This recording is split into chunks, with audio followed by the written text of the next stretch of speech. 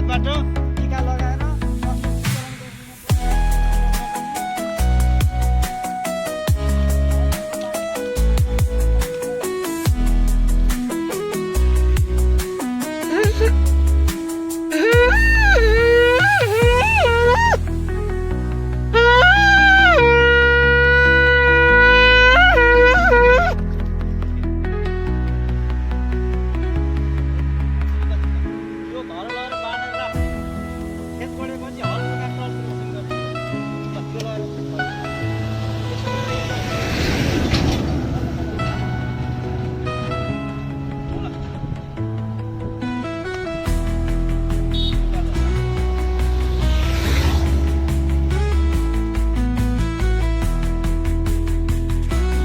urea र DAP हो यो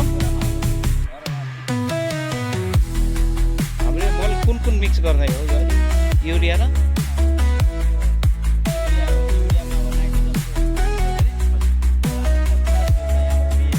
डिएपी मल र युरिया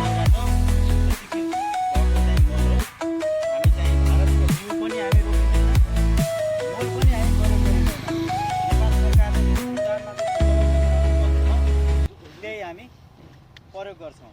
पाइएन भने बरु नछर्ने खेतको माटो नबिगार्ने नेपाली नबिगार्ने बाहिर चाहिँ यो 1846 को डिएपी हो बाहिरबाट त 10-10 पनि आउँछ त्यो बालुवा माटो छरे जस्तो त्यो केही बिरुवालाई पाउने खाद्य तत्त्व त्यसमा हुँदैन जुन इन्डियाबाट आउँछ त्यो चाहिँ उहाँले चाहिँ प्रयोग गर्नु न र हामी नेपाली किसानहरूले पनि प्रयोग गरिँदैन भन्ने हाम्रो चाहिँ माग उहाँले शुद्ध पिना तोरीको खली पनि यस्तो गरेर ल्याउनु भएको छ यो चाहिँ घरकै अर्गानिक तोरीको पिनालाई कुटेर धुलो पारेर किनभने यसमा नाइट्रोजन पाइन्छ ती युरिया सर्टेज भएको बेलामा यो पनि हामी प्रयोग गर्न सक्छौँ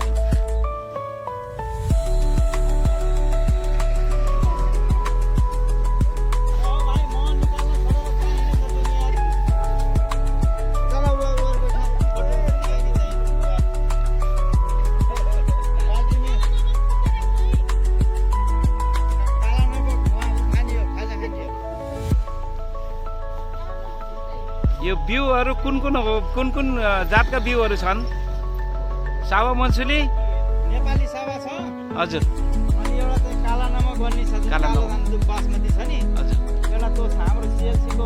अध्यक्ष जो हुनुहुन्छ हाम्रो सञ्जय कुमार श्रेष्ठ किसान संघमा चाहिँ एकदम उहाँ सक्रिय यो नवलपरासी जिल्लाकै किसानलाई उहाँले उत्कृष्ट चाहिँ प्रोत्साहन दिनुभएको छ उहाँले प्राय गरेर नेपाली बिउ यहाँको स्थानीय जातलाई अलिकति चाहिँ संरक्षण गर्नुपर्छ स्थानीय जात लगाउनुपर्छ भनेर किसानहरूलाई प्रोत्साहन पनि प्रदान गर्नुभएको छ हाम्रो किसान सङ्घको हाम्रो रेशमबहादुर कुँवरजी हुनुहुन्छ उहाँ हाम्रो प्रोप्राइटर सञ्जय कुमारजीले गाडीबाट बिउ अलग अलग गर्नुपर्छ काला निमक उता राख्नु भएको छ हेर्नु हाम्रो चाहिँ आसामवासीको यो हाम्रो मह हामी सबैलाई मह खुवाउने भाइ उहाँ हो उसले चाहिँ बाल्टीमा मह पनि लिएर हामीलाई वितरण गर्छ जङ्गलबाट ओरिजिनल मह काट्नु पर्छ नानीहरू यहीँका हुन् यहीँका बासिन्दा टोटल हामी उता पनि